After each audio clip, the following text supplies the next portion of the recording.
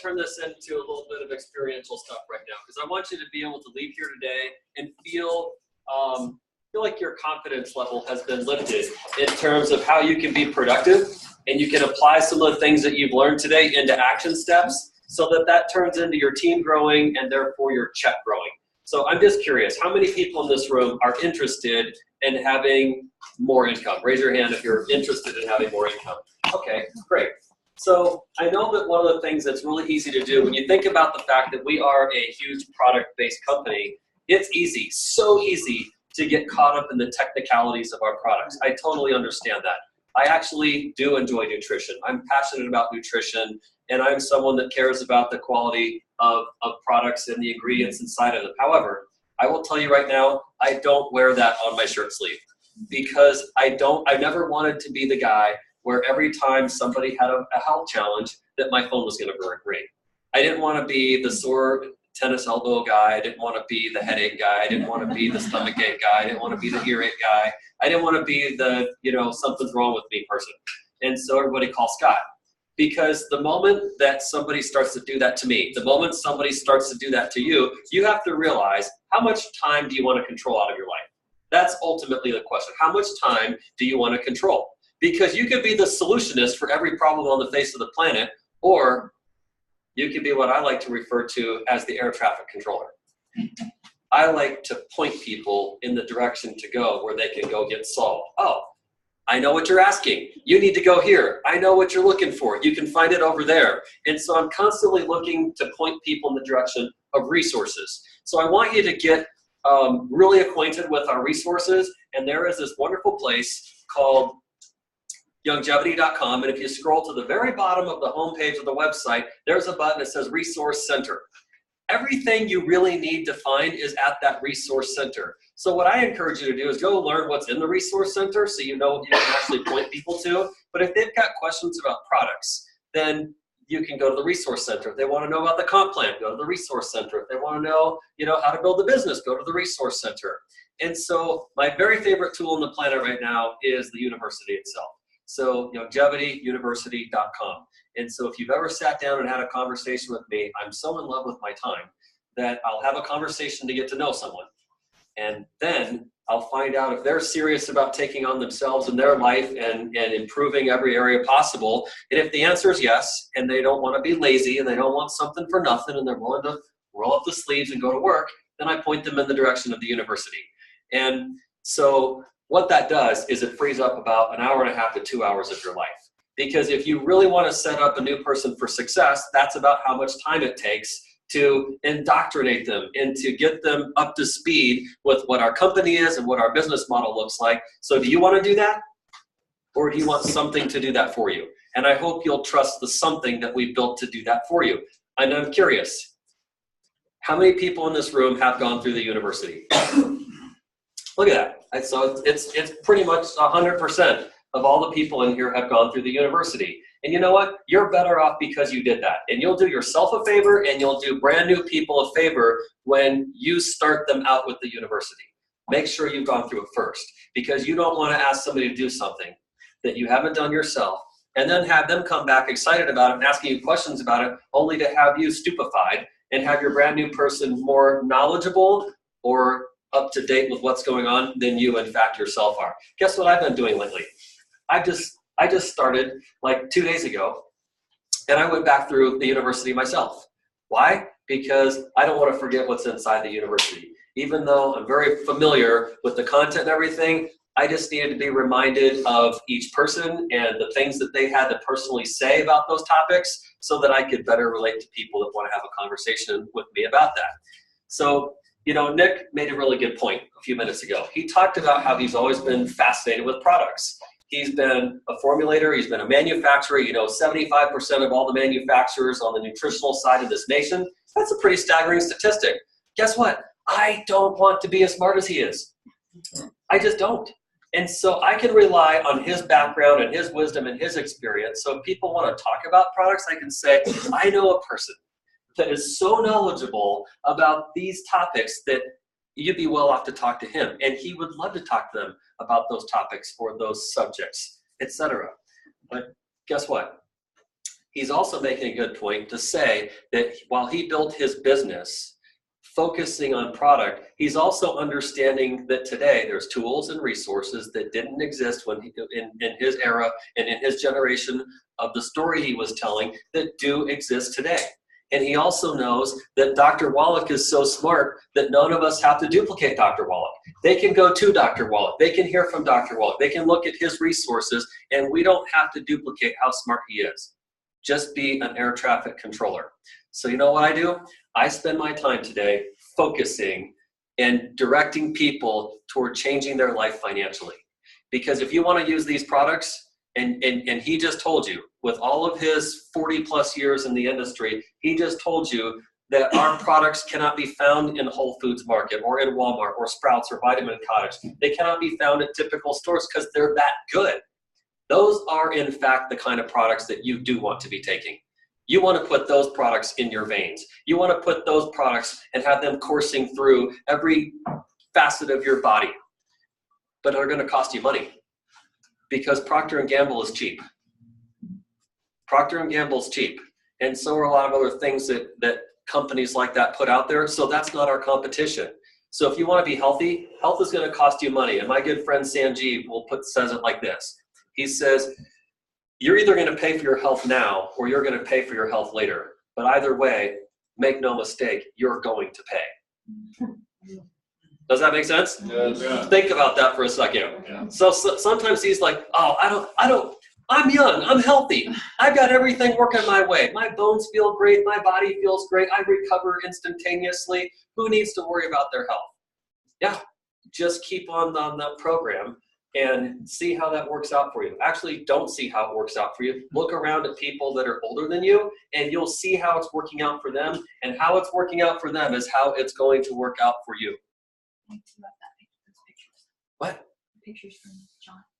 Oh, okay, perfect.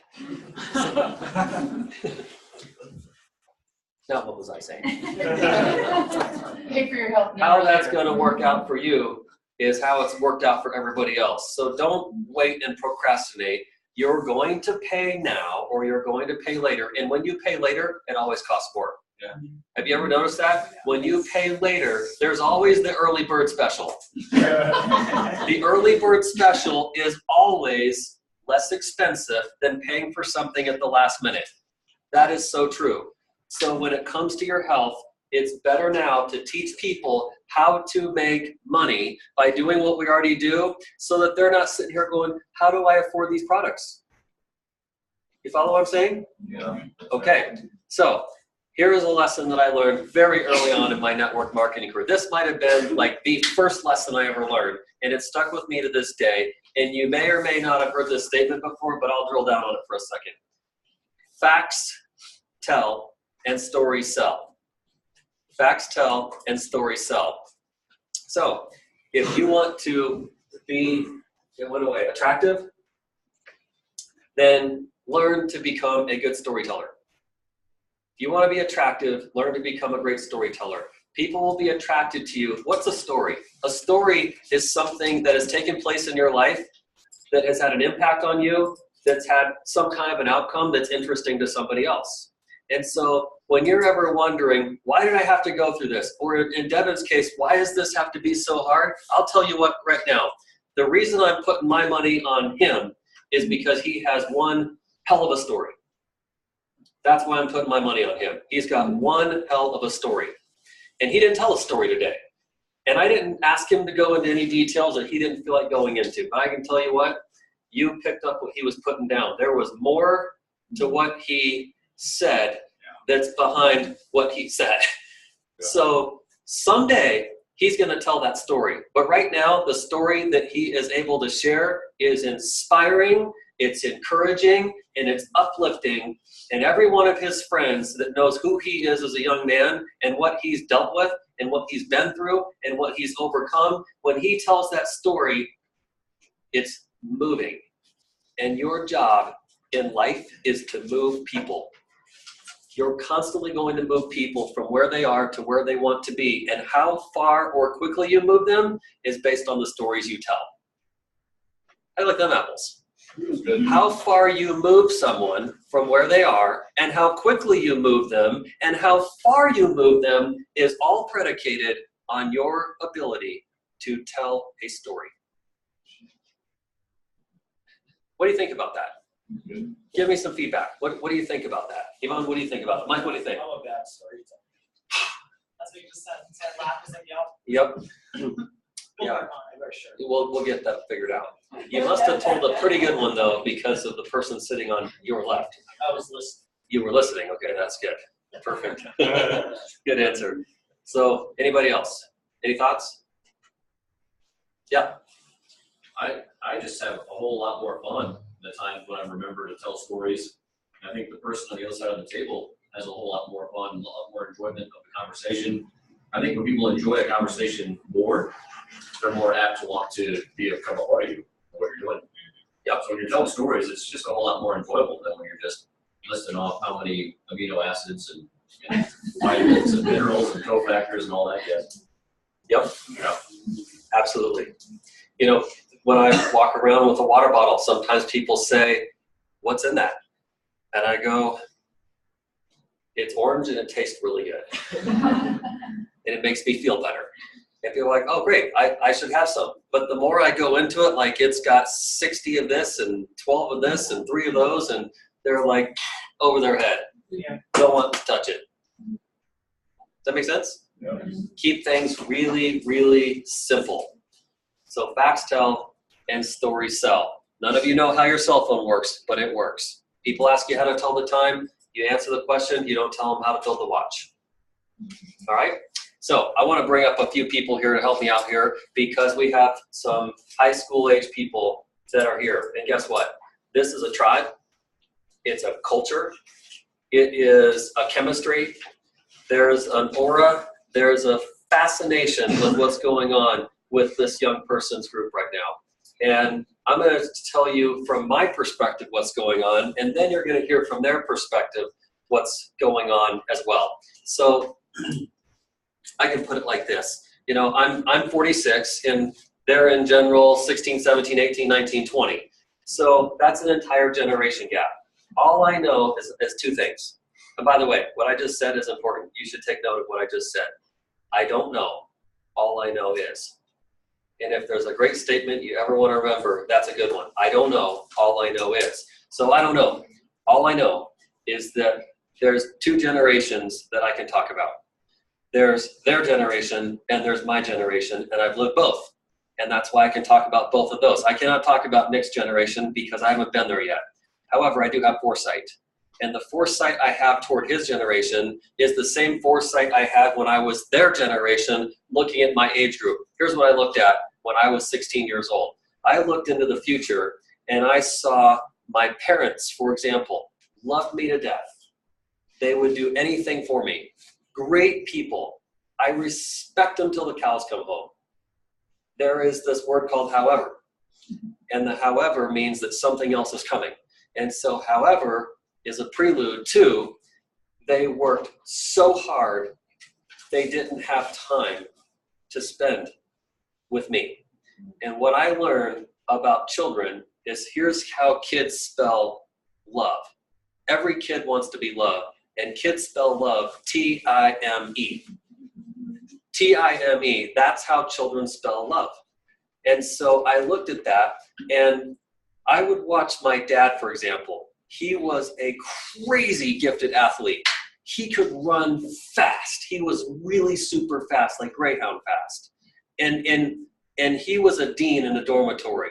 And so I grew up in this environment where I always had older brothers and sisters. So I was a pretty good athlete myself because I was always challenged. I was always playing with people that were better than me, bigger than me, older than me. So I had to be faster and smarter and think differently. And that was a unique childhood to have to grow up in. My dad was so busy being a parent to all those other kids that he wasn't present for me as much as I would like to have been present for. I would say, hey, Dad, would you go play baseball with me? He had a game with the students. Hey, Dad, would you help me with my homework? He was helping them with homework. And so there was this little this little bitterness, this resentment that I had growing up where it's like, what about me? What about me? Where's the time for me? And so that hung on to me for so many years. And guess what? I don't hold him at fault for that. He made decisions at that time of his life based on career, based on money, based on what he was asked to be able to do and to job perform. I just remember kids spell love, T-I-M-E. So I don't have all these great memories of family vacations. We didn't have the money or we didn't have the time. I don't have great memories of going out and doing lots of things with my parents. It just didn't happen. And so as I got older and I grew up, I said, someday when I have kids, I'm going to be present, I'm going to be active, I'm going to be a dad that's engaged, I'm going to take time, we're going to have money, and I'm going to make whatever decisions I have to make in order to fulfill those particular dreams.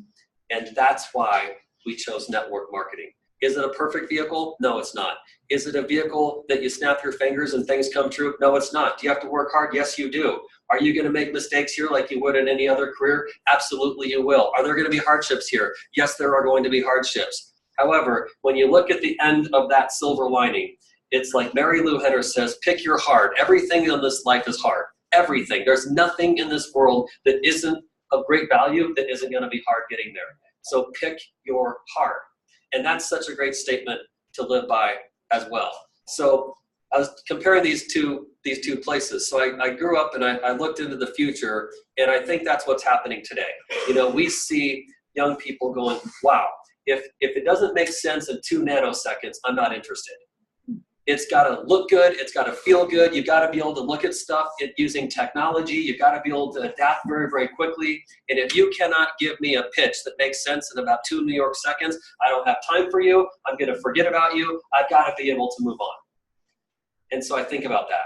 And so, you know, I've taken a lot of advice and feedback from my son, Blake, because that's the world that he's in today. And he'll give me feedback. Like I'll hear about this meeting from him later on. So, and it's great because we get better, we get smarter, we get wiser, and we love the feedback. We'd be foolish not to take the feedback on what future generations are looking for. And so, you know, it's really because of him that I was willing to go backwards. Usually people are looking forwards and I'm looking backwards. For me, it's not about, you know, what's the next house I'm going to live in or what's the next car. Those are all cool things, and I love houses and cars. However, I realize that all those things are secure if we're working on taking care of the previous generation. So that's the future. And so my whole interest right now is the future. So I said, listen, Blake, if you're serious about building this business, I will put all my time into that world. Let's go build a tribe. Let's build a nucleus. And he said, let's do it. So that's what we're doing right now. And he and a whole handful of people, multiple handfuls of people have pulled together. And they're saying, this is what we want. We want time freedom. We want great finances. And as we look into the future, you know, here comes the universities and looking for scholarships and getting kids pumped about school, which is really, really great. But I'm going to tell you something right now. If you go to school, you go to school because you're passionate about the topic. Don't go to school because you think that it has any bearing on you becoming wealthy. Because I'm going to tell you right now, here's the fact. You can go research this and fact check this yourself.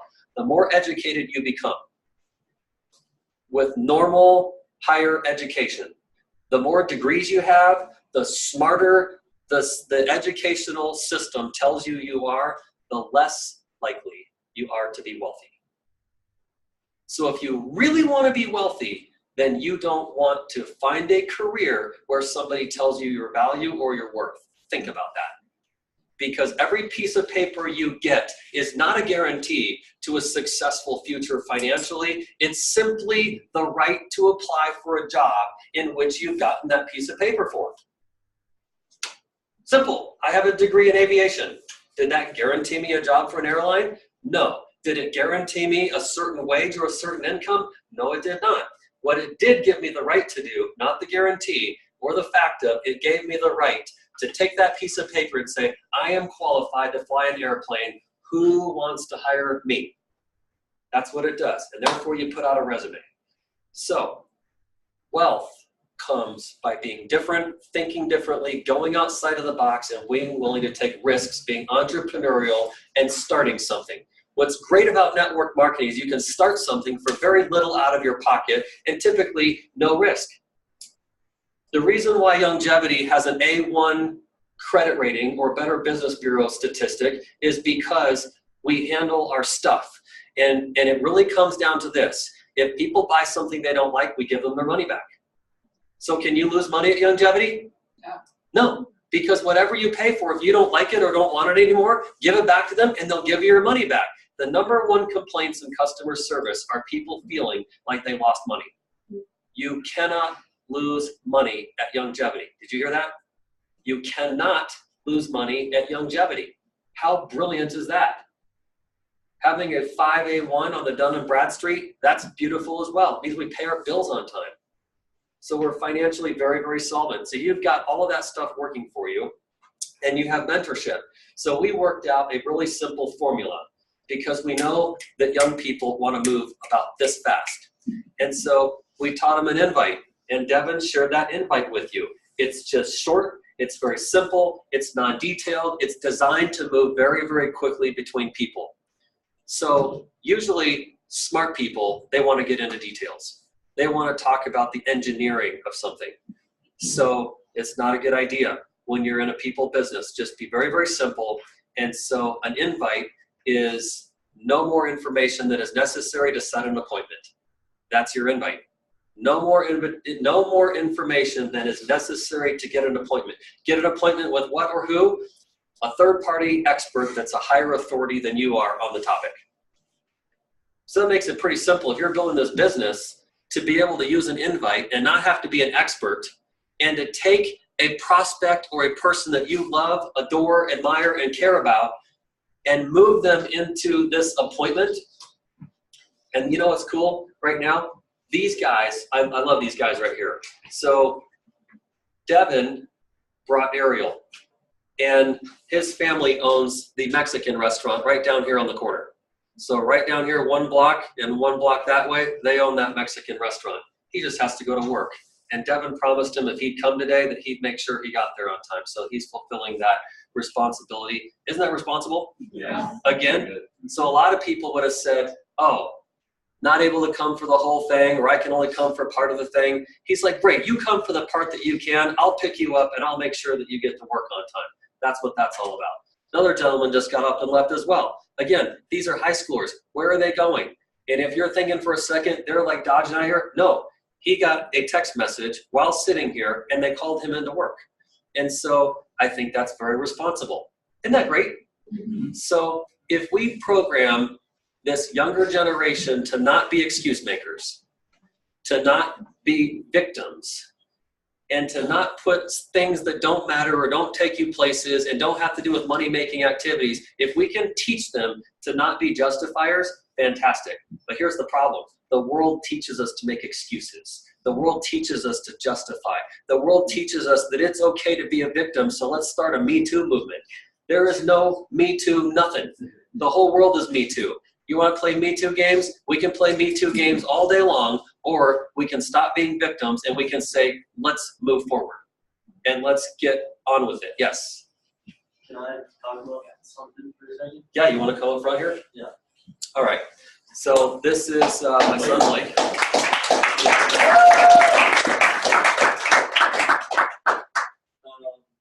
Well, high schoolers, as adults have to work during the week, high schoolers work at restaurants and retail stores and things like that.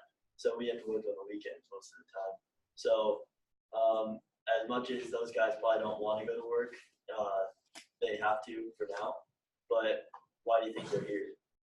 So that they don't have to do that. And I know we only work 10, 15, 20, maybe 25 hours a week if you really work a lot as a high schooler. But we already understand that it's what the real world is like. And that it's just going to get worse from there, really. So all these kids get it. And we're only in high school, but we understand that if we start now, our life will be different than everyone else when we go to college and graduate. And it's pretty cool. So don't underestimate kids because they know a lot too, and they want to be successful just like everyone else. That's all I wanted to say. Okay, so you can stay here.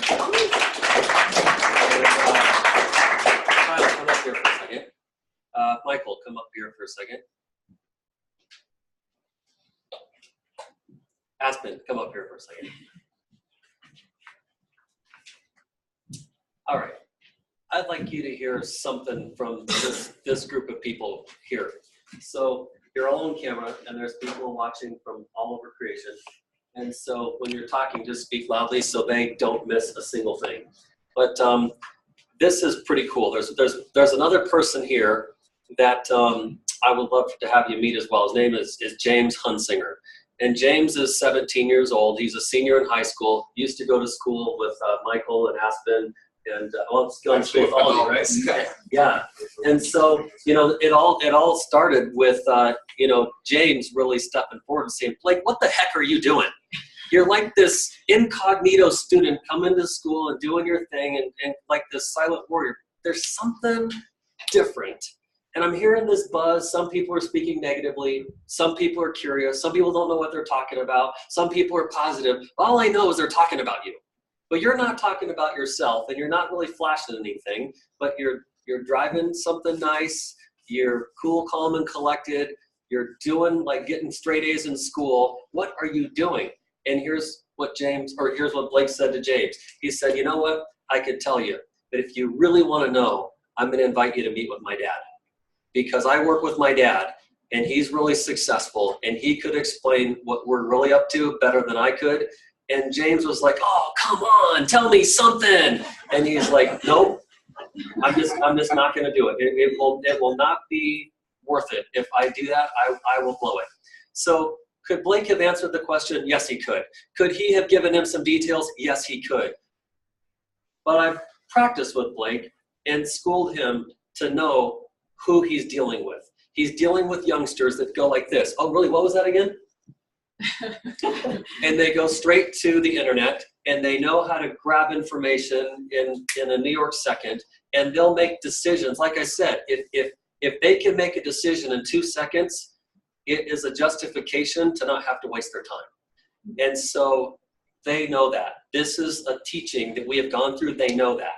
And so now that we know that, we have practiced and rehearsed and taught a very specific series of invitations and things to say that grab people's attention without too much information, that keep people off the internet, so their very first exposure is a human being, not a tool that doesn't have the ability to look them in the eyes and to give information and to read body language. Some tools just don't do that well yet. So they've done that well, and I'd say we've had some fun. We've developed a tribe, a culture, and we've gotten together. We're hanging out, we're partying, we're having fun, we're playing games, we're teaching, we're training. And I don't want to put words in your guys' mouths, but I would like for each of you to just share your perspective. So Aspen, she is a junior in school, right? So you can tell your own story, but impressive young lady. She has, like Devin, just riveted me, you know, just her age and where she's at and what her interests are. She's just so mature for her age. And if you think that young people are all irresponsible and just don't have things figured out, you would be insulting me, because I was like Devin. I had circumstances in my life, could have made excuses, and I had to grow up a little faster than I was supposed to for my age. We just do what we have to do. So if you would each just start right here with Aspen, just tell a little bit about your story, why you're here, where you're at in life, what things have led you to say this makes sense, and then we'll just kind of move down the line, and I'll have another question for you. Okay, so James, he was like one of my friends, and he was like, he started this business, and he kept like telling me, he's like, oh, I have meetings today, and like stuff like that, and I was like, well, hey, Aspen, could you move over here, and then we'll just rotate. When it's your turn, you can stand on the camera. Yep. Okay, so anyway, he's like, I have these meetings today. I was like, well, what are they for? And he's like, this business I'm doing. It's like, oh, okay, cool. And so that went on for a couple of weeks, and then finally one day I was like, what is this thing that you're doing? Like, just explain it to me. And so like, because of our relationship, he could kind of give me more information than like what we've been trained to do. But then he sent me the links to the university, and then I went to the university, went through that, and I was still super excited. I was like, this is so awesome. And then we had a meeting with Scott, and that was, I was still like super interested. I was like, hey, I'm gonna do this. This is super cool. And then I took my mom to meet Scott, and then it's just kind of gone from there. But what I thought was super cool is, like, I have a job. I've had a job for about a year now, and I just think it's super cool that you can own your own time and that you can work because you want to. Like, I mean, I like my job, it's fun, but it's not fun working on the weekends from 6 to 10 when everyone else is having fun, hanging out, going to the movie or whatever, or waking up at 7 in the morning to get ready for work and be there by 9. Like, no one wants to do that on the weekend. They want to do whatever, like, they please to do. So I just thought that was cool that you can work because you want to. And I think that will be cool, like, once I really get my business going and have a good team to work with in the future. Yeah, and so Aspen, you are coming back to the camera with you. So you're a junior in school. Yeah. And you've already set up some appointments already. And I want to talk real quickly about how you said that your mom came to meet me. So the reason why we set that up to be that way is because, you know, let's be totally candid. Some of these people are minors. And so when they go home and they're like, oh, my good friend James talked to me today at school, and then I went online and looked at some stuff, and I'm really excited about this, and here's what I'm going to be doing. Imagine just being a parent for a second. Okay, so let me get this straight. Who is this guy? Who's this international man of mystery? So I just basically say, listen, what I really want to do is I want to meet your parents. So, and the reason because I'm a parent, and I have kids, and if one of my kids came home, I would be all for them, and I want to support whatever they do. If they're excited about something, I want to be supportive. However, there is this balance where it's like, okay, I want to make sure that you're making good decisions. And so I want students to have the confidence in me that if I say I want to meet your parents, then that's a sign of respect. And it's respectful to the parents. And so she brought her mom, and we sat down at a table, and we had a phenomenal conversation. And through the course of that conversation, she realized that I wasn't kidding around, and that I was, in fact, a good idea for mentoring, you know, her along with her other friends, etc. And she became incredibly supportive. Her mom actually registered in the company, I think. Yep. And she's using products now. And so think about that as well when they come to explore, like, what's my son or my daughter up to? Now they're like, I think this is exactly what I've been looking for too. And now you jumped a whole generation gap. So now you have kids that are enrolling, and then you have their parents enrolling, and that's how you go from, you know, 16, 17, 18, 19 somethings to, you know, 40 somethings. And beyond, and a whole nother generation of influence. And by the way, it's our generation that has the money. Yes, sir. So are they their parents' upline? Yes. Yeah. Yep. And I think they all have the exact same story to tell. So anyhow. So you're pushing your parents to sell because they're making money, but it also makes you money. Yeah, so let's rephrase that. Nobody's pushing anybody. Well, I get it, but I just want to say that out loud because they heard what you said. So I'm very particular about semantics. So since this is training, so nobody pushes anybody. We're simply demonstrating, revealing, and showing why logically it makes sense to buy from Longevity. And so her parents saw that, and so now they're using the products, and that leads them to thinking, who do we know that if we were to influence to, you know, explore Longevity and switch where they're shopping, could help them build their business, which is building her business. So now the parents have this mentality, wow, we go nuts, we build this too. In fact, now we're paying our daughter's college education without paying her education. Does that make sense? Yes. Yeah, it's a brilliant business model. Agreed? Yes. Yeah, so give Aspen a hand.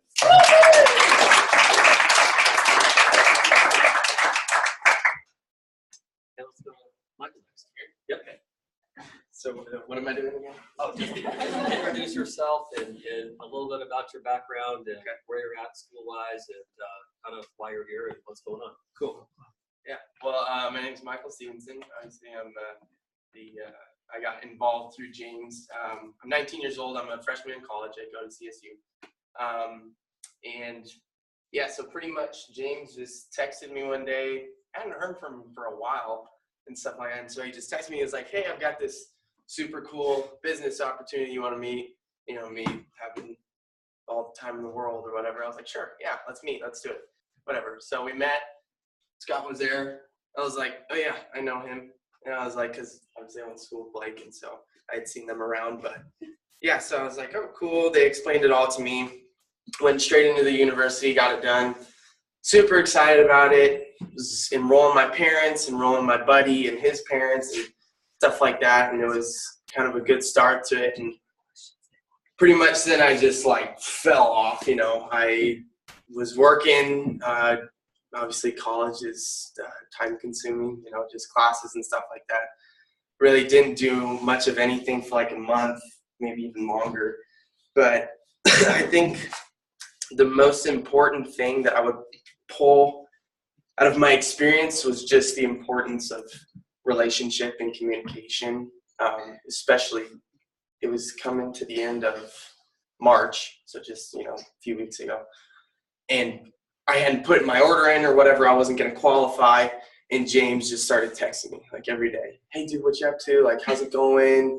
But what are you doing with business? And like, how you doing? And I was like, hey man, yeah, I'm doing all right.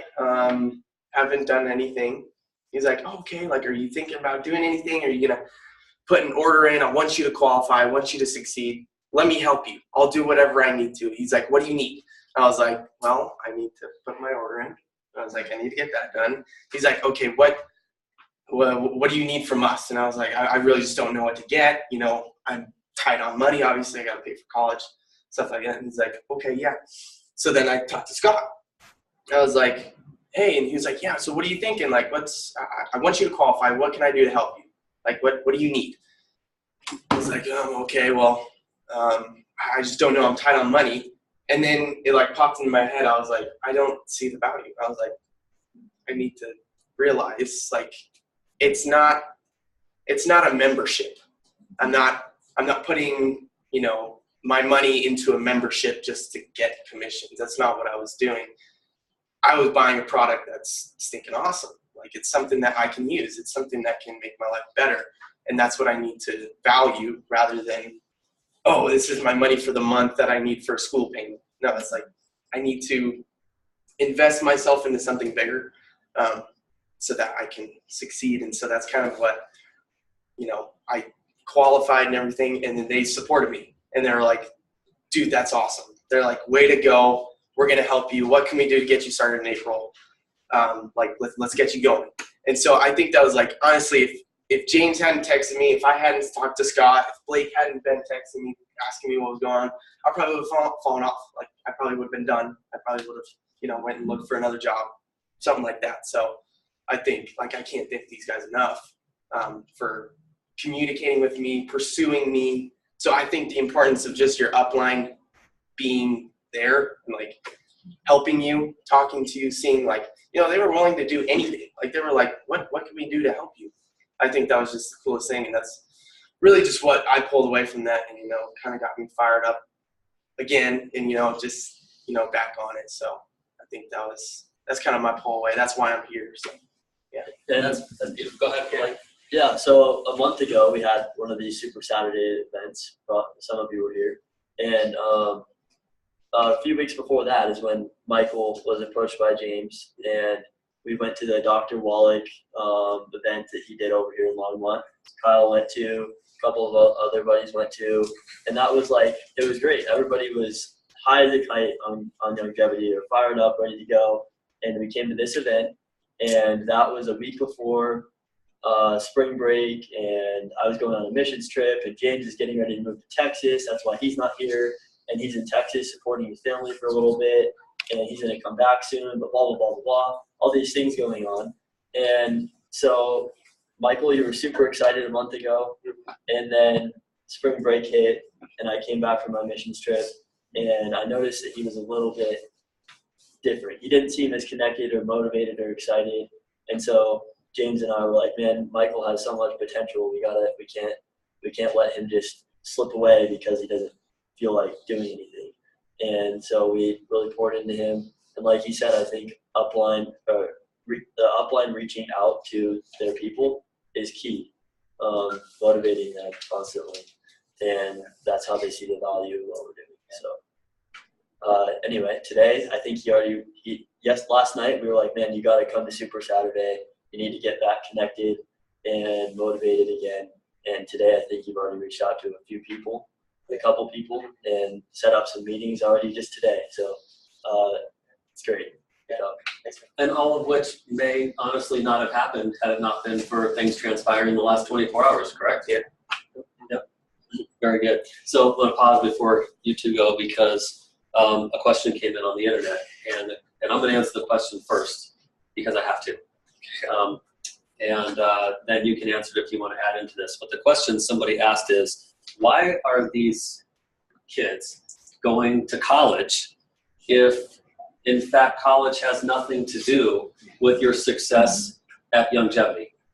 So before you answer the question, I'm going to answer first because this is a liability question.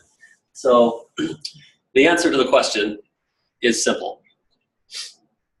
It's because college is an experience, like a lot of other experiences.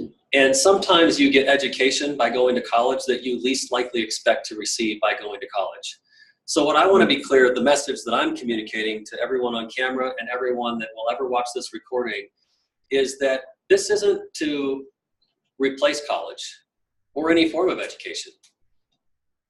Education always is important, whether it's called college or university or reading books or learning from other people that are mentoring you. Never stop learning. I'm still in school. It may not be formal school, but I'm constantly going to school. I'm constantly learning from other people, which is education. If you're ever learning from experts like Yvonne, learning from any expert on a topic, that's education. So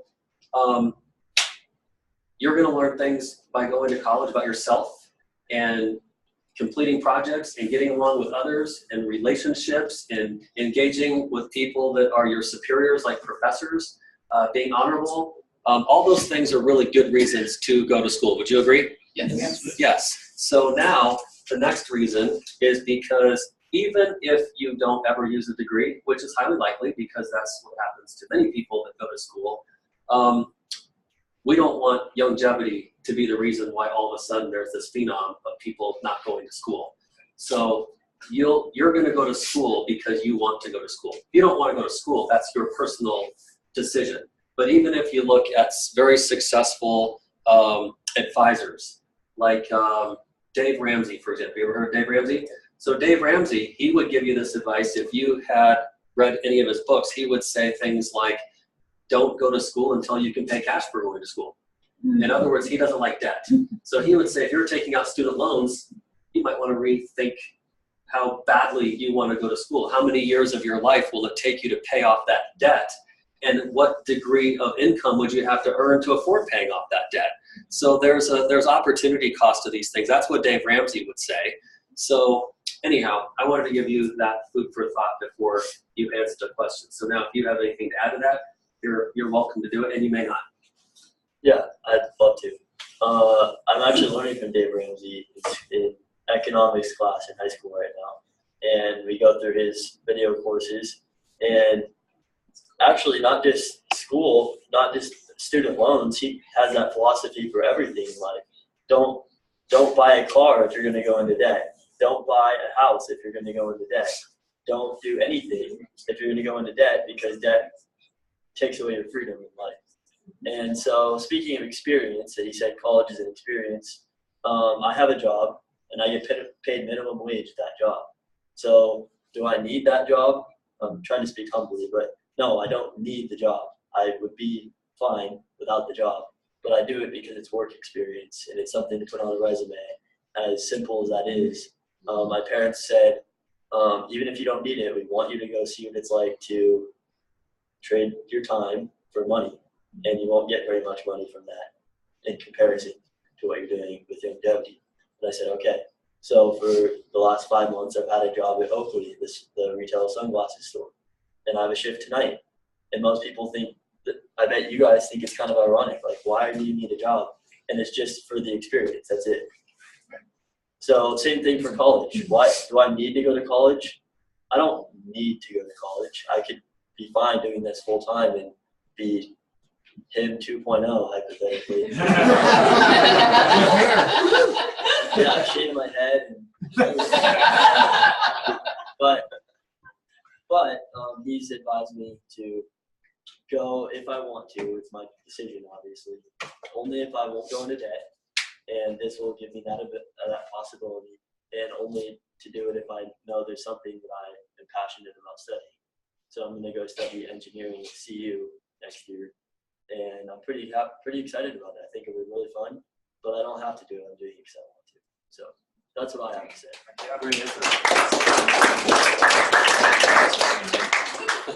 Way to go, 2.0. All right, Kyle, you're on the hot So seat. you have me step Yep, over here. step right over here. Well, my name is Kyle Elliott, and I got started on this, I think probably just over 2 months ago too, also through James Hunsinger. He reached out to me just like how he reached out to Michael. We talked quite a bit, but I received a text from him, and he was telling me about this amazing business opportunity that he was given. I'm the type of person that I like to follow successful people. If I see people being successful, I want to do what they're doing. You know, that's the type of person I like to be. I saw James doing this, and he told me about Scott. He sent me the video links to Scott and Juliet's story and about longevity and everything. I was really intrigued. And then I had my first meeting with Scott. Absolutely blew my mind away. I could barely stay in my seat. I got so excited with all the stuff I was told, and went home and also had my parents come back to meet with Scott. And it was the same type of thing. They had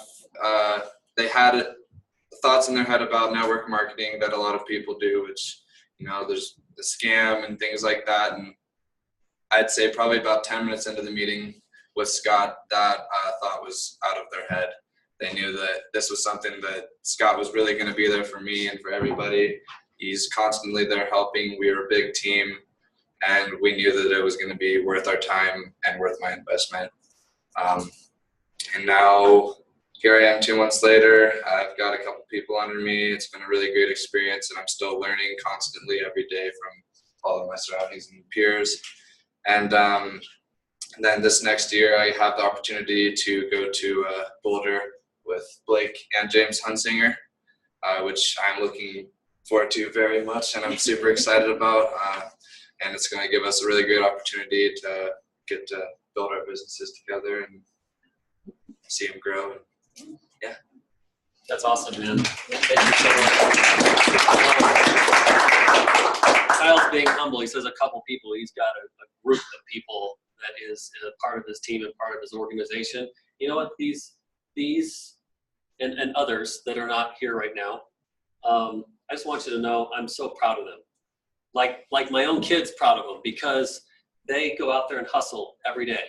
And I told them, I said, if you respect my time and you respect my calendar, I'll give it to you. So they call me every day, every other day, and they're like, hey, I talked to a friend of mine. They're available at this time. Can we put it on your calendar? And guess what? When I see them hustling that hard, when they say, can you open up your calendar? I don't care if it's 2 a.m. Because I remember the hand up that someone gave me years ago, and how good it felt to have that hand up, that someone really cared that much about me. So I'm just reciprocating that. And why am I telling you all this? Because I want you to see what this is looking like. I want you to see what this has turned into, and that you can start that movement too. And they're there to help you, fight for you, and defend you. If you need a younger person to talk to your younger person, don't you think they'd be a good representative of longevity and the business model and the experiences that they've had? All they're going to do is tell a story. They're not going to say, here's how it works. They're going to tell a story about where they're at and through their eyes and their perspective. So it's just really inspiring to see what they've done. And they do a great job of filling up that calendar. So you know what I do most of my time? I put those things on my calendar, and I run around to coffee shops, and I go to hotels, and I'm eating wherever we need to go that's convenient, and I sit down and have conversations with their friends and their friends' parents. And that's how this is working. Blake, you kind of spoke up there. Did you want to share something as well? Yeah, I guess I never answered the question. Okay, so come right over here to the camera. Well, I just wanted to say that it's been. I know he's the leader. He's the leader of everyone here, but I've gotten to be like the leader of these guys. Even if Michael's older than me and a couple other people might be older than me, I am the most experienced kid in the room, I guess, out of all of us. And so I've gotten to kind of lead them in the right direction and help them with their questions that only a kid could answer. Maybe something not as much related to the business, but something that they need to ask a kid something. So I've been able to influence them and help them, and it's been really fun. So, yeah. Yeah. And then we have, like he was saying, we've created such a set formula for reaching out to this age group that doesn't just work for this age group. I believe it can work for everyone. We've just been testing it and using it recently with kids my age, and I think that if we can do it, then everybody can do it. And that formula is very simple, just getting people in front of him, just like every one of you can, and getting them to the university and not giving them so much information right off the bat, because we can share the message better than the internet can. And if you give them so much information, they just go try to figure it out themselves. And there's reviews about everything, and you're going to get people on the internet that aren't a good representation of our company, and they're going to fill their mind with bad information possibly. So it's better if we do the talking, and that's the same for everyone. So it's been really fun. Hey, before you sit down, let me take a poll with you guys online and you four standing up here. So speaking of technology and just your age generation and how we look at things really judgmentally and say, wow, if it doesn't look professional, if there's not a website, if there's not really cool tools, that it's probably not real. What would you all think about, like, if we had a phone app and it allowed you to, through an app, have an invite, you know what that looks like, and then we could track their progress to where from an invite they opt in and say, I'm interested in this. They could drop their name, their cell phone, their email, opting in, this is really cool, I want more information. It puts them into a funnel, and then through that funnel, it gives them that explanation that you're really familiar with, the business model comparison, saying here's what we're like, and here's what makes us unique. And what if they could see that, and then they could opt in again, and then it would take them into the university, and we could track their progress through the university and know how to hold everybody accountable where they were at in that journey. How would that resonate to you? Do you think tools like that would be really cool to move quicker and to be able to capture people when their time spans are very small with work and school and sports and all that stuff? Oh yeah, I think definitely yes, especially for the like inviting factor of that. It'd be really cool to kind of try and refer somebody to or maybe possibly even easier to refer somebody to an app and say, check this out, it's really cool. This is part of my business, this is what we do. I think you'd really like to check it out. And then they're able to go through it, and just to be able to send them a link to that, like we do for the university, the links to those videos and stuff. I think it'd be really cool to have an app like that. Be able to really like spread it out and send it to whoever. Yeah. Good, because we're launching that app at Leadership Mastery. Yes. So like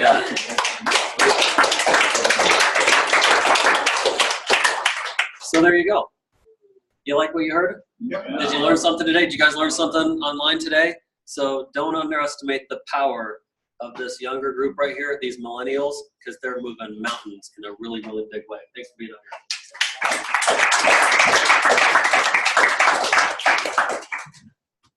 All right, we're down to just minutes before we wrap up this day. So let's close out today and make this about you.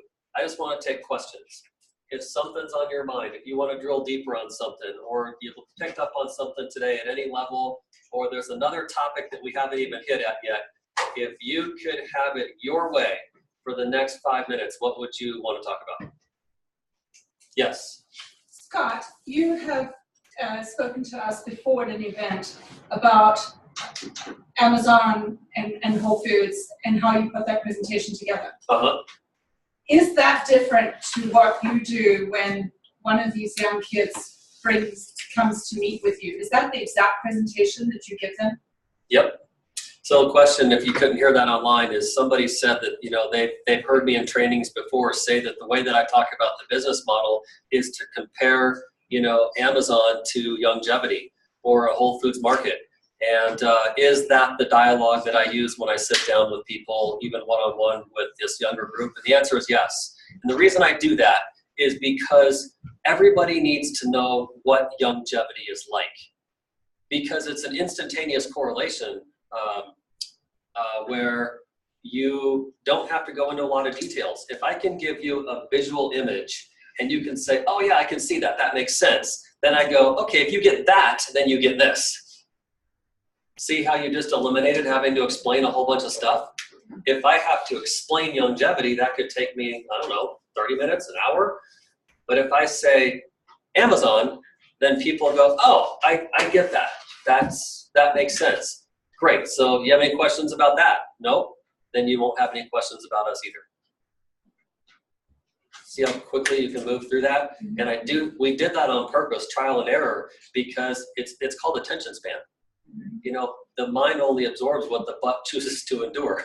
So if your butt's numb and you're like, oh, this is like killing me already, I'm so bored, then you've lost people because they're thinking about the Nuggets game, they're thinking about the Avalanche game, they're thinking about playoffs, they're thinking about Fortnite, they're thinking about what's coming next. So you just have to move very, very quickly.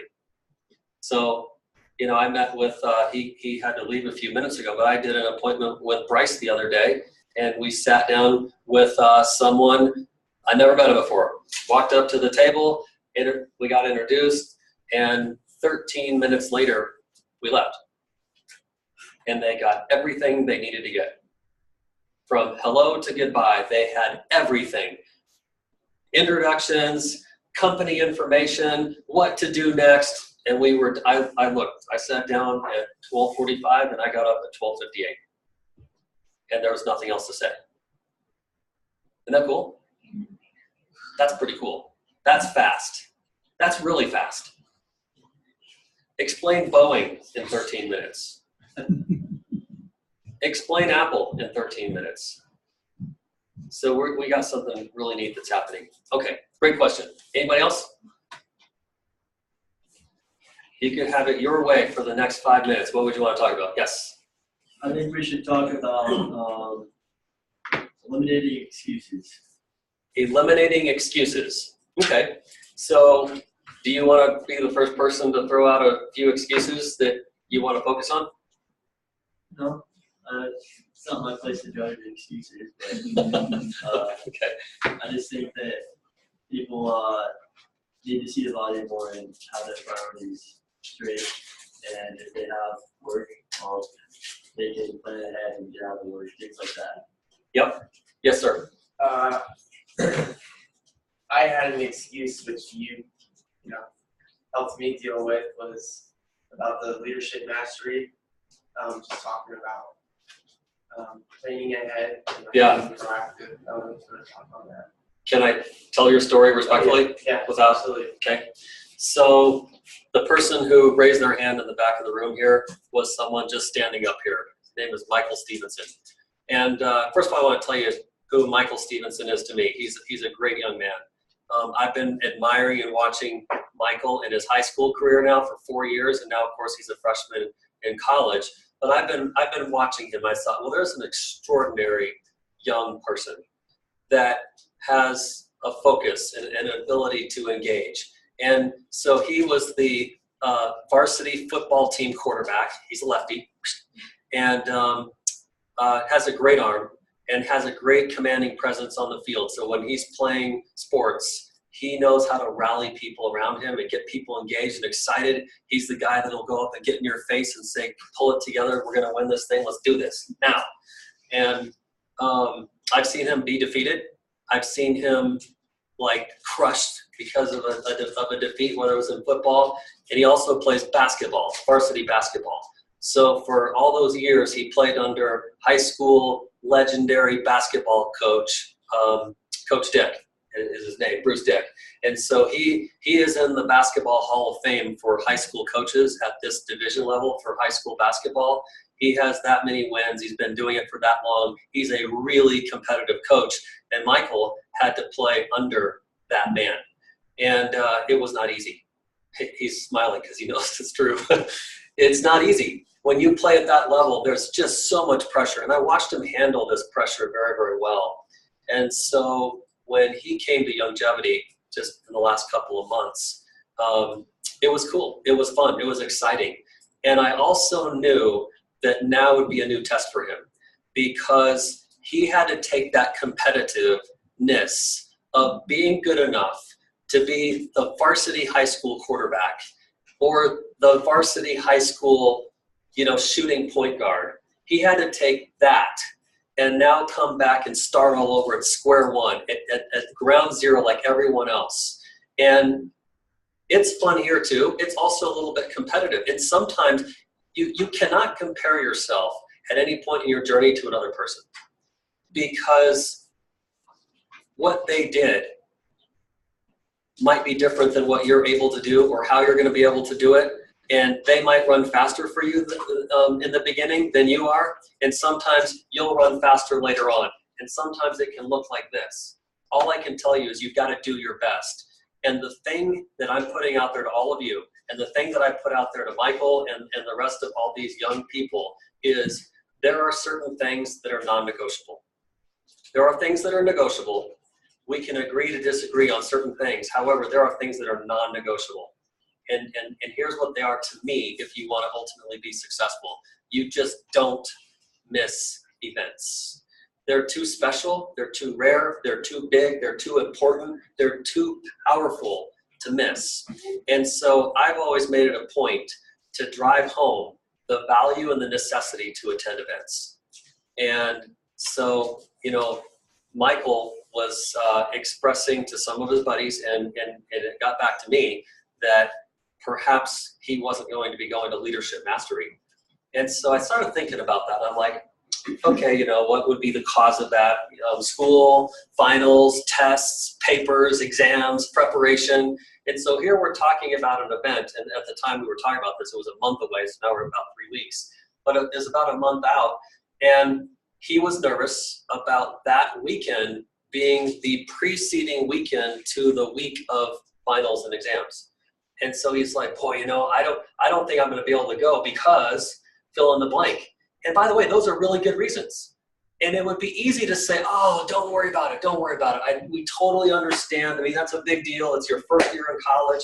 You want to do well. You want to finish strong. It's a big school year for you. And by the way, it's not like he's chump changing his way through college. He's been pre-med. He's taken all these science classes. They're hard.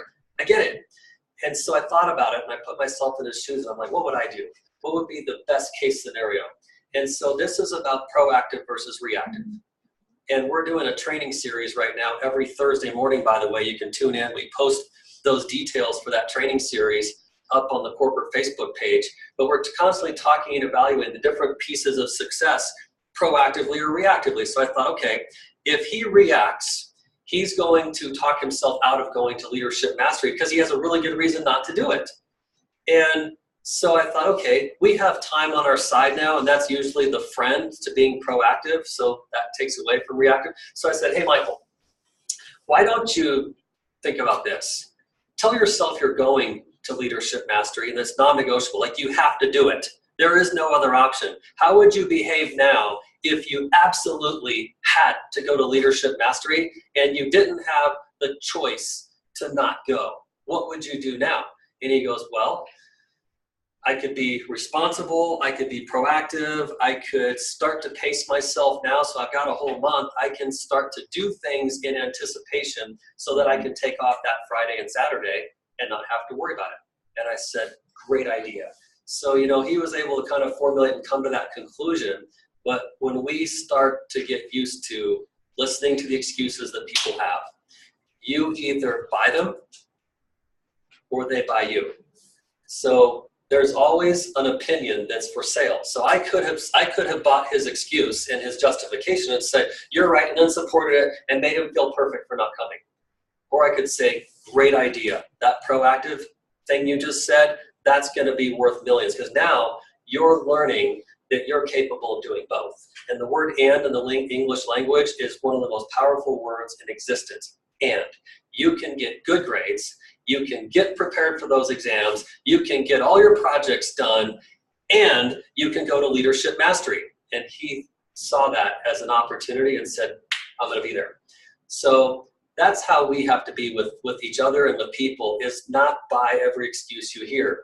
Learn how to help people process those excuses and get past them. And sometimes you're not going to help people overcome their excuses because they're not ready to overcome their excuses. They would rather be right than rich. Think about that. Yes, sir. There's a question for you. Go ahead. What is it? It says, Scott, excuse me, are you not trying to develop rapport with the person you are interviewing when downline brings them to you? Yeah, so good question. There's this, I'm just going to call it a shift. Okay, so I'm going to call this a shift. There's plenty of time to develop rapport. So, you know, I'm not spending as much time yet, because remember, it's a time issue. I'm not learning everything about their life and their dog's name and their mother's name, and I'm not getting into all that stuff yet because it may not yet be worth my time. So someone either is or they aren't ready to change their life. That's the first thing to establish. So I like to find out who's ready to change their life. And I can move through that very, very quickly, because if they're not ready to change their life, this sounds cold and callous, so forgive me, but I just want to get to the point right now because we're almost out of time. I really don't care about their dog Muffy. I will love Dog Muffy a lot after they say that they're ready for help and support and to change their life. I'll show up to Muffy's birthday party. We'll have dog biscuits together. We'll have Muffy blow out candles. But we're not going to do that unless it's a qualification of my time. Does that sound fair to everybody? Can you grasp that without sounding too mean? Okay. So yes, I get the question and I get the point. But I'm even for myself in a different shift right now where I love my life, I love my wife, I love my children, I love my time, I love the ability to be free and flexible. And that's one of the things that I'm doing to be smarter with my time. Make sense, Steve? Yes. Okay. So, yes. So just for my own clarification, the interview, the CSI, is up to the person, not to you. They do the CSI, the interview, and they're bringing them to you based on an opportunity. Yes. The end. The end. Okay. Yep. Yeah, that's good. So back to the person who asked the question. That was Daniel. Daniel, perfect. Okay, so I know Daniel very well, who asked the question. So Daniel, the CSI, this interview vetting process, if you will, that the point that Nikki Molly made is that that's not up to me. That interview process, that vetting process is up to the person first that's bringing me a prospect. And so if they're bringing me a prospect, they should do the interviewing, they should do the vetting so that I'm not wasting my time. If you're gonna bring me a person, please help me not waste my time. Make sure that person is ready to hear something moving and inspiring so that I'm not starting at ground zero. Or if you're the expert, Daniel, so you're not starting at ground zero, make sure your people are doing that vetting process at first. So there's an interview done, it's just not being done by the expert or the person playing that expert role. So back to justifications and excuses. We had some this morning. So, I mean, I don't know, you don't need to raise your hand, but did you invite anybody today that just miraculously had a last minute excuse? I heard a few of them. I've got a house sit. Somebody said I have to go get a haircut. And it's like, seriously, I will show you a haircut. Show up over here and I'll have that thing whipped up in 2 seconds. No problem. So, I mean, and then it was like, okay, so I got to get a haircut and, you know, my engine light came on and there were some other things. And these are different people, by the way, so I hear all of them. And then it's like, okay, well, do you have a link? Nope. I literally said, no link. If your haircut is so important, then you're pacifying me, you're placating me, I'll give you a link and you're not going on there anyways. You just want me to think that you're responsible and intelligent and the kind of stand-up guy or gal that you are to follow through, but I know you're not. And you're not ready to play this game yet. And the moment you are, then doggone it, you show up here. And until that, no more of my time. Nothing. They get nothing.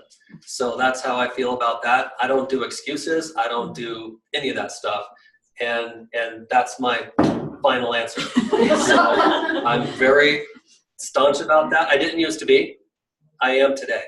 So if people don't be responsible, sound sharp, wanting to show up, then why should I believe in you if you don't believe in yourself? Does that make sense? Why would you want to spend time working with someone that doesn't even have belief enough in themselves to show up, right?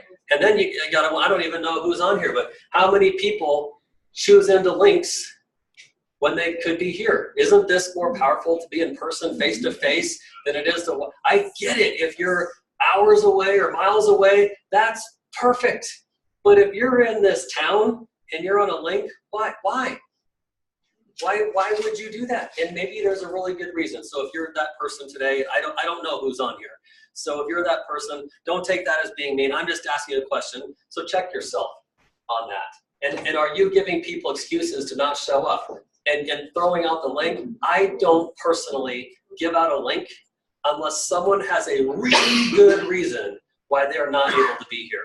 And if that reason is good enough, here's the link. I don't advertise it though. So if you want to be on here and you know we're doing Super Saturday and you are not capable of physically getting here, then they call me and they say, I'm not able to physically get there today. You mind if I get that link? Sure, here you go. Now you can dole that out. Anybody else? Yes. So before they meet with you, have they been to Longevity University? No. Not unless somebody else decided, and they could, that that person was ready for that and that that was a good idea. So that's kind of a judgment call. Typically, no. Yep. Anybody else? Scott, your appointment you said was 13 minutes long. That's probably a record. What's your average? Not a record. No? Nope. That's it. That's it. Yes. And I just wanted to clarify that in those 13 minutes, the goal is to get the person to the point where they're ready for Longevity University. Correct. So we get through the basics, and then once they're ready for Longevity University, that's the end of the first meeting, because you can sit there for another hour or two discussing the things that are in the university, but then it's back to the point of time where you might as well go to the next meeting and let the university do its job. Mm-hmm. So that's what I usually say to my people when we're ready, like, okay, so you understand, I'm going to share some links with you, so you watch them. They say yes. And some of them say, well, why can't we just talk about what's in it right now? And I say, well, I have another meeting to go to. And I could sit here with you from 5 to 7, but we've already sat from 5 to 5:30, or whatever, you get my point. But why do we need to do that? So that's why he can do it in 13 minutes, because he just got it down to the point. Yep. And there are 2 links that you give them. Yes, we give out 3 links. One is the company video. It's about 6 or 7 minutes long. Betterment. Then we give out our personal documentary. And by the way, you don't have to be part of our team to use that documentary. You could just say, here's a great friend of mine, someone that I have respect for. We know this family, and we have the privilege of learning from them. And even if you've never met me in person before, you can still say that you've had the privilege of learning from us, because if you've ever seen us online or if you've ever attended an event, you've heard us speak. So use our story. It's a good story, and it's professionally done. And so when you can put that out there, they see everything from a hurting family, financially, to a family that's been through the ringers with health challenges, to they bounce back and they've recovered and look at their lifestyle now. Isn't that a great story? So you put that out there, good story. And then the third link is the university. So that's our personal flow. It's going very, very well. You're welcome to use that. So yes, sir. Finish. Done. Okay. I was just wondering, how do you deal with people who, so somebody that says, oh, can you do this later or something along those lines? Because usually later means never, basically. So where's your point of saying, okay, I'm gonna let go of those people? So then add a sense, okay, so The question is, what happens when, someone says, oh, that sounds really interesting. Can we just get together another time or later? And so, and then he said, and later could mean never. He's right. So you always have to take that and put a sense of urgency on it. Just say, hey, listen, you know what? You may not comprehend how big this really is right now, but suffice it to say that this is probably bigger than anything you've seen. And I'm picking 2 or 3 people right now, and I'm going to pick them in the next 24 hours. So if your later means beyond 24 hours, no. Yeah, and that's what I like to do, just because usually people at that point, if they don't bite on that, they're not going to bite at all. So it's okay. And by the way, by doing that, you've told them nothing, so they have nothing to go away and talk about. They cannot go puke on another friend and say, oh, this and that, and these people, they don't have anything to go on. So that's why I never give any information. So there's nothing to research. There's nothing to talk about. There's nothing that ends up on social media. It's just a sense of urgency. So I just say, hey, you know what? That's cool. Maybe you have a timing thing going on. I'm actually making some pretty big decisions in the next 24 to 48 hours. And right now I'm personally handpicking 2 to 3 people. I just thought that you were the type of friend that might appreciate an incredible upfront opportunity like that, because we always go through life saying, oh, if only I could have thought about the paperclip before somebody else. If only I could have thought about that app before somebody else. Well, this is one of those things where you can be in right on the front side before somebody else. And that gets people thinking. How does it sound to you, by the way? Does that sound okay? Okay. Yes. Joel mentioned, or you mentioned when you introduced Joel, that he was really good at Facebook and Instagram and all that social media. How important is social media for each individual to have something out there? Social media is extremely important today. Everybody is on, I say every connected person to the world, and you're looking to build your team with connected people, not disconnected or disenfranchised people. So social media plays a big role. I don't know what the percentage is, but I would say that, the majority of people in this society are on social media. And it's either Instagram or Snapchat or Facebook. Those are the big ones. And I throw Twitter in there as well. So if we are all connected to those followers and relationships and influencers, then you should be smart about social media. So for example, one of the tips that I remember is I don't post about my products and I don't post about my company on social media. So you're not likely to see me say much about longevity or longevity products on social media.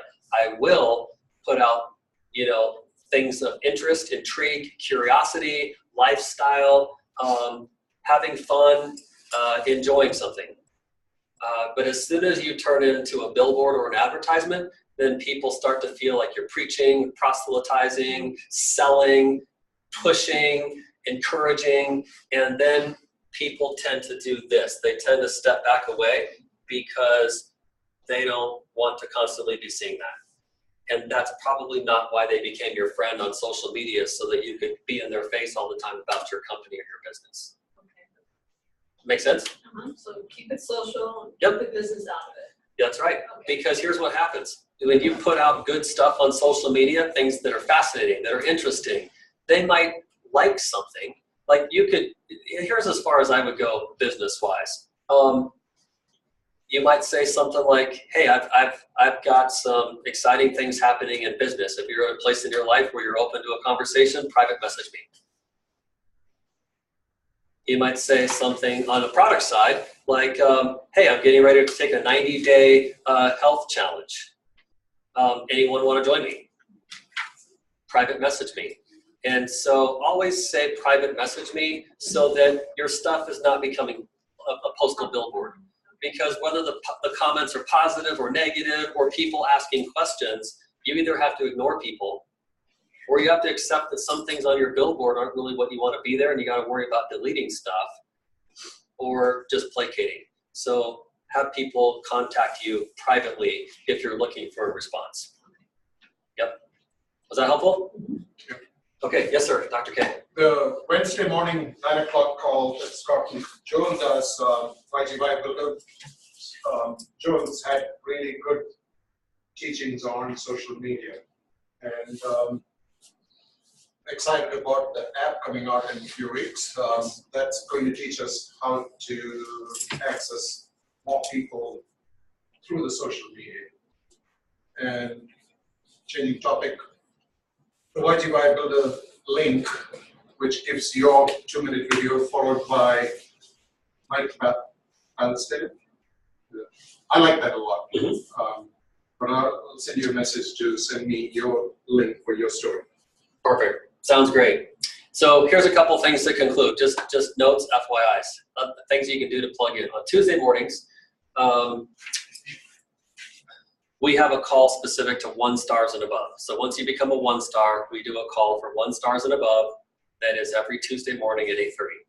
On Wednesday mornings at 9 a.m., we do a tech savvy focused training call. So this is geared more toward where we're going with this app, for example. It's geared more toward, people that want to use tools, want to use social media to build their business and to throw a wider net out there to attract more people.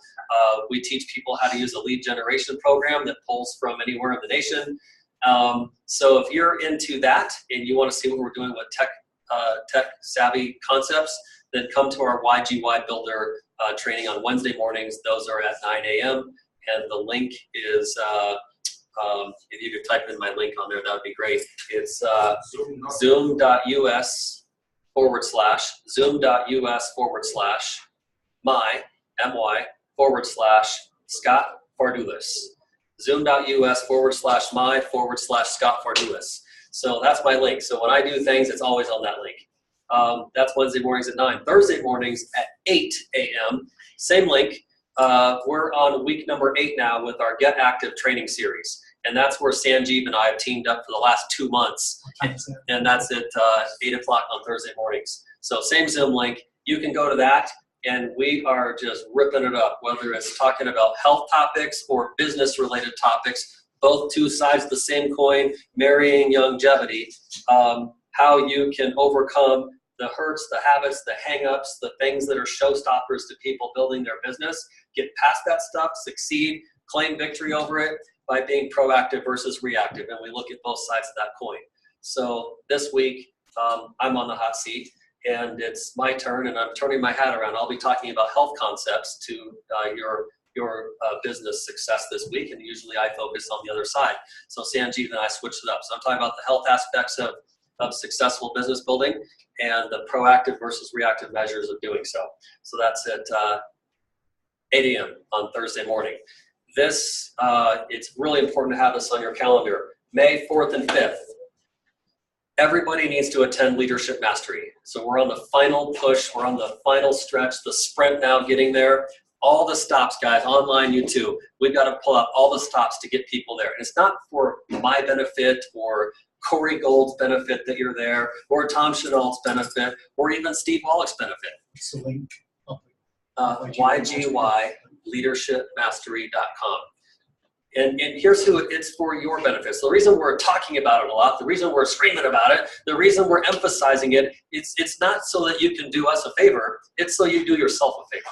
We care enough about you that we know that if you're not there, it will have a negative impact on your business to not be there. So you've got to be there. This is where all the big players in longevity are coming together. It's at the coolest venue up at the YMCA in Rocky Mount National Park / Estes Park for 2 days. You want to get there on the 3rd because we're going to play all day long. We're going to play and have a blast, and then all day training Friday, all day training Saturday, and we've got something that will happen to kick this thing off at 9 a.m. that's going to blow your mind. And I'm not going to tell you what it is. It's a surprise. I can tell you if you're 1 second late to 9 a.m. on Friday morning, you will be sorry, because it is going to get you up out of your seat. So there's going to be something spectacular that happens at 9 o'clock to kick the whole thing off, and you're not going to want to miss it. So you need to get there. Here's, I'm going to put a special out for you. Tickets are $125. The early bird special was $99. If you registered on the spot last year, you got a ticket for $99, and it went up from there. There was a gradual uptick to $125. Tickets are now $125. Remember, we said early birds always get those worms. So right now, here's the special. If you come to Leadership Mastery and you go onto that link and you bring 5 people with you onto that link to buy tickets, the 5th one is free. Which means, yeah, so 4 people paying, the 5th one is free. But you have to register person number 5. So you have to have 5 people in mind. We need to know who person number 5 is. What I'm saying though, here's how you can take advantage of this, is the 5th person's ticket being free. If you spread that around amongst 5 people, what's the average cost per ticket now? That's $100. So if you want everybody to pay $100 instead of paying $125, just register 5 people all at once, and then you have it average out. So this is buy 4, get a 5th one completely for free. So you have time to do this, get it done, make it happen. No excuses, no justifications. Do whatever you have to do to personally attend and to get your team there. And what we're doing as we sprint down the finish line, all I'm doing right now is I'm talking about the value of leadership mastery and putting as many people as possible in those seats. So here's what we want to do. We want to thank you guys, whether you're online. We want to thank all of you that were here today. Thanks for taking time with us out of your Saturday. We appreciate you being here. If you want to hang out and hobnob, what's that? Do you want to mention that? Just to shout out? Yeah, so let's play this really quickly. Push play on this. This is my good buddy, John Boyd. Many of you know who John Boyd is. The video won't work because it's snapped to PC. Oh, We can show okay. Well, I can show the videos, or I mean the pictures. The pictures. Okay, so this is John Boyd and his wife Becky. They've run 60 marathons. Wow. She's run 56, he's run 60. This is 57 and 61 for him today. They ran that marathon. You might have seen him here today otherwise. They use all of our products constantly. So this is some of their stuff. They've run the Boston Marathon. There's their tickets for that. And they place very, very high. They're skilled marathon runners. But this morning he sent a video that we could not get to upload for some reason. And he's like, here are the products I take before I run this marathon. And in this bottle, I have my BTT. In this bottle, I have my Pollen Burst. And here's all the supplements I take before I run. And it's really cool to see what they've accomplished. But this is John Boyd, and he wanted to say hi to all of you guys today and let you know that he was thinking about us. So anyhow, thanks for being out here, guys, today. I hope that Super Saturday was beneficial for all of you. Have a great day. Thanks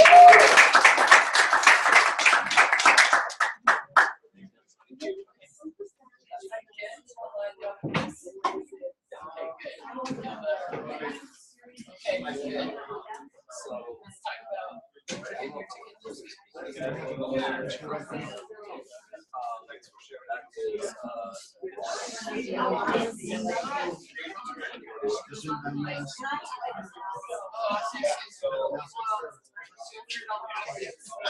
And that's $830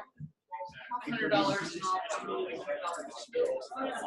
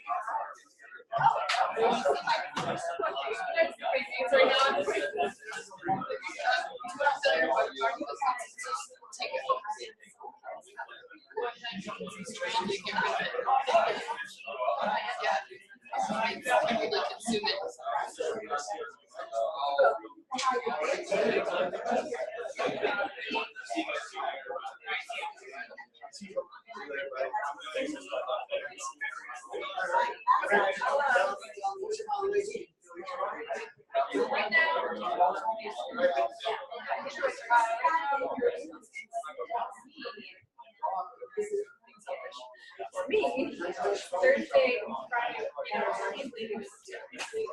to go to the spring.